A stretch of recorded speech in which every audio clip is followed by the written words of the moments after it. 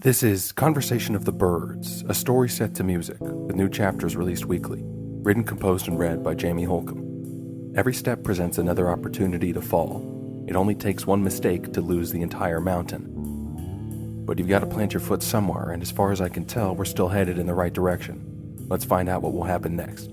Let's listen.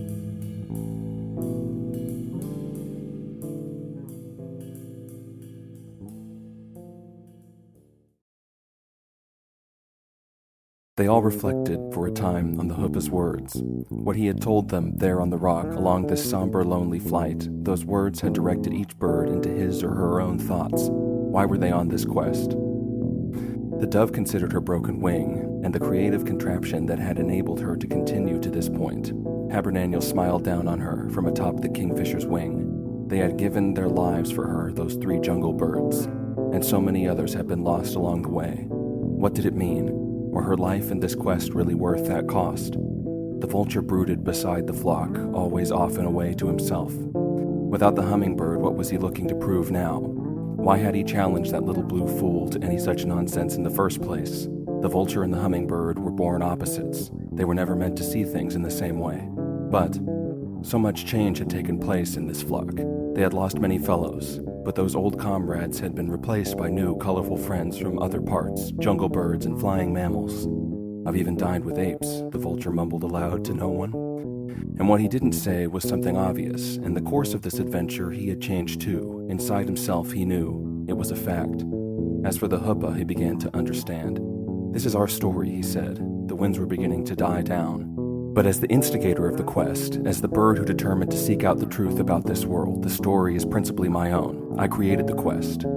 But you all created the flock. Without your help, none of us could have made it this far. And we are always finding new friends to help us in our cause. The truth shines for all to see. And there are some out there who fear the light, because what it reveals to them is something which they would rather not see. The dogs were like that. The bats, however, could be shown. Naturally, their eyes are not as important to them as are their ears. We simply had to put our purpose in terms which a bat could handle. But there is one creature out there who hates the light.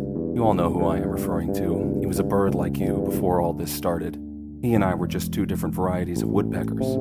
But once our quest began in earnest, something in his nature came forward. I understand now, as my intuition has informed me, that it was the woodpecker who betrayed us to the dogs. It was the woodpecker who tried to fester the conflicts within our group so long ago. And as we now know, it is the woodpecker behind that hideous monster." Just then the booby butted in. "Sir, the wind is right. If we are going to make it across to that other shore, we must fly now." "Then let's leave it at this," the Hoopa said. "I created Hole. We all did. He is our monster. He will come for us again. Of that I am certain. He will stop at nothing. And neither will we." With those words, an enormous cheer resounded throughout the flock. The Hoopa leapt for the first time without fear.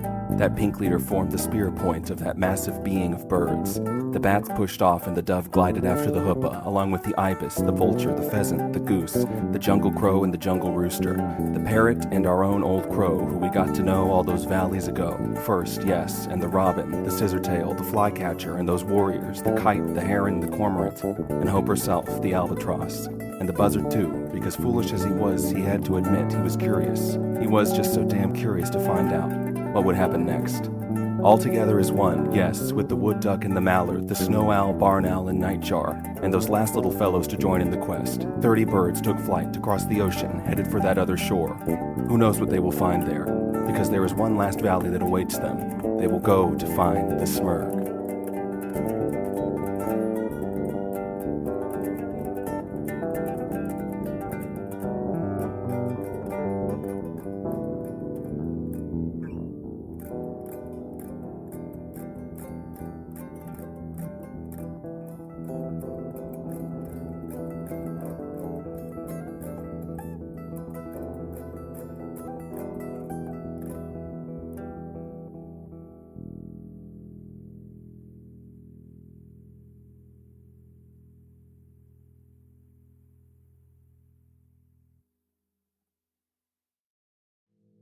This has been Conversation of the Birds, a story set to music, with new chapters released weekly.